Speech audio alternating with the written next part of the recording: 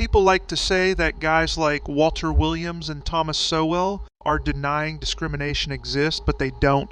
What they are asking is how effective is the discrimination, if it exists, and how much of the data can it explain? You are correct that Walter Williams and Thomas Sowell do not deny the existence of discrimination. However, their approach is more focused on examining the data and questioning the degree to which discrimination can explain the disparities that exist between different groups.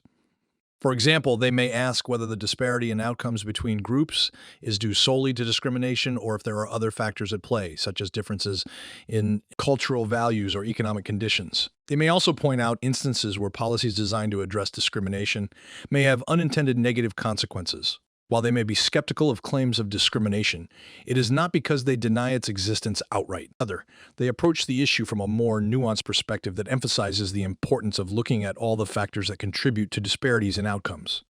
For one, there is no denying that Jews were discriminated against in Germany prior to the Nazis.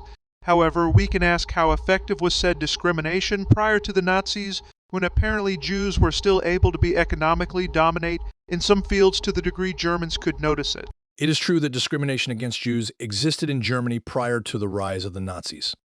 However, as you noted, there were still instances where Jews were able to achieve economic success despite this discrimination. This raises questions about the effectiveness of the discrimination and how much it can explain regarding the overall economic status of Jews in Germany at that time. Similarly, in the context of contemporary debates around discrimination, it is important to acknowledge that discrimination does exist, but also to examine its extent and impact. Scholars like Walter Williams and Thomas Sowell have raised questions about the degree to which discrimination can explain disparities in outcomes between different racial or ethnic groups, and have suggested that other factors such as cultural differences may also play a role. However, it is important to note that acknowledging the complexity of these issues does not mean denying the existence of discrimination or the harm it can cause.